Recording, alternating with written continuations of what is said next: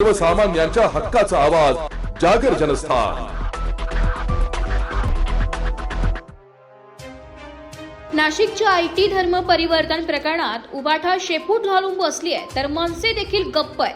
या प्रकरणात पीडिता या हिंदू मराठी आहेत। जनाब उद्धव ठाकरे यांची राजकीय सुंत झाल्यानं या विषयात काही बोलतील अशी काहीही शक्यता नाहीये।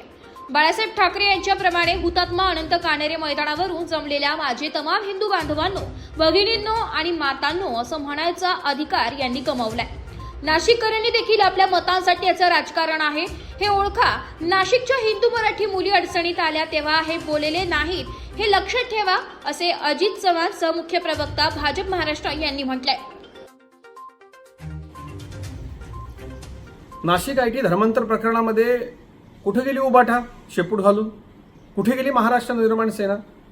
आमच्या गावात, आमच्या शहरामध्ये आमच्या हिंदू मराठी मुलींवरती बलात्कार झाले, त्यांची छेडछाड झाली, त्यांच्यावरती अश्लील शेरेबाजी झाली, त्यांच्या धर्मपरिवर्तनाचा प्रयत्न झाला, धर्मपरिवर्तन केलं गेलं, मात्र हिंदूंच्या नावावरती मतं मागणाऱ्या, मराठीच्या नावावरती मतं मागणाऱ्या या राजकीय पक्षांना नाशिककरांवरती झालेला हा अन्याय दिसला नाही का?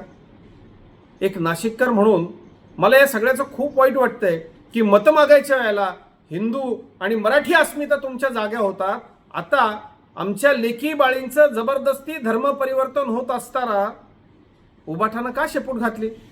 मनसे का काही बोलत नाहीये? का तुम्ही रस्त्यावर उतरत नाहीये? या सगळ्यातनं एक गोष्ट सुद्धा नाशिककरांनी आणि देशातल्या हिंदूंनी लक्षात घेण्यासारखी आहे। एकाही देशामधल्या मुस्लिम धर्मगुरूनं, मुस्लिम राजकीय नेत्यानं या जबरदस्ती धर्मांतराचा निषेध केलेला नाही। आम्हाला अक्कल ज्ञान पाजळणाऱ्या सोशल मीडियावरती बरळणाऱ्या लोकांनो, ही भीती बाहेर आहे, इतर लोक वाईट आहेत।